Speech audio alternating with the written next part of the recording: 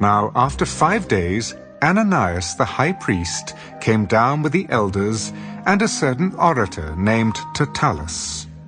These gave evidence to the governor against Paul. And when he was called upon, Tertullus began his accusation. Seeing that through you we enjoy great peace, and prosperity is being brought to this nation by your foresight, we accept it always and in all places, most noble Felix, with all thankfulness. Nevertheless, and not to be tedious to you any further, I beg you to hear by your courtesy a few words from us. For we have found this man a plague, a creator of dissension among all the Jews throughout the world, and a ringleader of the sect of the Nazarenes. He even tried to profane the temple, and we seized him and wanted to judge him according to our law. But the commander Lysias came by and with great violence took him out of our hands, commanding his accusers to come to you. By examining him yourself, you may ascertain all these things of which we accuse him. And the Jews also assented, maintaining that these things were so.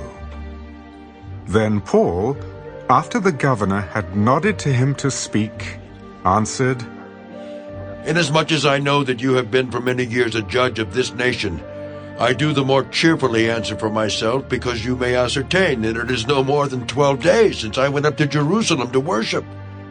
And they neither found me in the temple disputing with anyone or inciting the crowd, either in the synagogues or in the city. Nor can they prove the things of which they now accuse me.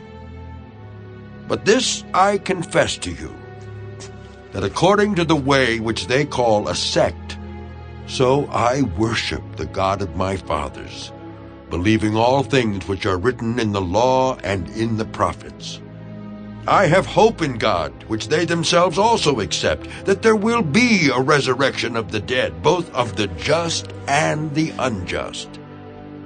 This being so, I myself always strive to have a conscience without offense toward God and men. Now, after many years, I came to bring alms and offerings to my nation, in the midst of which some Jews from Asia found me purified in the temple, neither with a mob nor with tumult. They ought to have been here before you to object if they had anything against me. Or else let those who are here themselves say if they found any wrongdoing in me while I stood before the council. Unless it is for this one statement which I cried out, standing among them, concerning the resurrection of the dead, I am being judged by you this day.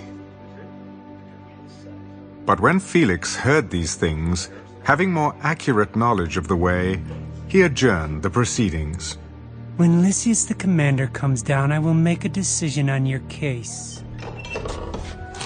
So he commanded the centurion to keep Paul, and to let him have liberty, and told him not to forbid any of his friends to provide for or visit him.